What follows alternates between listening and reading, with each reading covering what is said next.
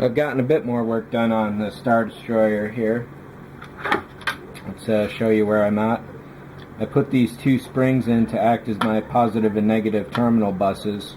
So all the wires will get trapped inside the spring, and then this will connect to the top of the hull and connect to wherever I put the exterior power connections on here. And I can't really do well, maybe I can do a real quick lighting test to show off where this is at. I just don't want to disturb this far side with the glue. So I've got about 25 threads here. I missed about maybe 7 or so holes, and a couple slipped out while I was doing it. So there's about 35 here per this section, and doing a count, I found out there's about 35 holes here. So if I can look to that as an average, then 35 for a section like this is 70 there, which means 140 plus another, say, 40 for 180, which means 360 threads just on the trenches.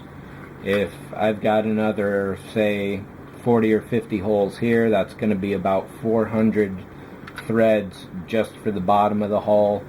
There's less on top, so maybe say another 200 there, which means 600 holes that I drilled. I got about 25 threads attached to this LED. I can probably get a few more than that, because at 600 divided by 25 is going to be a lot of LEDs, a lot more than I want to use. So in this case, I'm going to attach all these threads to one LED, call it that, and then from here on out, I'll get as many onto a single LED as possible. Because if I'm looking at, 16 for 400, which means another for 24 LEDs just for all the window lights, that's way too much for what I want to budget for it. And I'll be putting one LED per engine, which is 7 more for almost 30 LEDs in this thing. That's far too much. 20 maybe. I'd like to get that down to, well, probably 15 is far too low considering there's 7 right here. But if I can keep it 20 or under, that will definitely be good. I glued these aluminum metal tubes in to act as LED holders, and they're going to work really well. The LED snugs right in there. This one's still loose, otherwise I'd set them all up. And the brightness on the back looks really great. Having the extra tube going into the body gives it a bit more dimensionality. And what I'll do now is wire this guy up so you can see the fiber optics in action. I'm probably going to go with a 3-volt power supply for this. And why don't I have any lights? Always get your polarity correct, otherwise you won't get nothing. So there we go, we got one LED lighting up here, and then we got a bunch of nice little bright lights there. Let's kill the light real quick. That's probably more difficult to see. It's definitely looking a lot brighter on the video than it is in person. But it's a really nice effect, and I think it's going to work out really good. And all these guys back here, that really brightens everything up, and I'm really psyched about how that's going to come out. Right now, all this glue is starting to, it's been drying for an hour or so, but it's starting to blob around where I don't want it to, so I'm going to put this guy down for a little bit and get back to it later.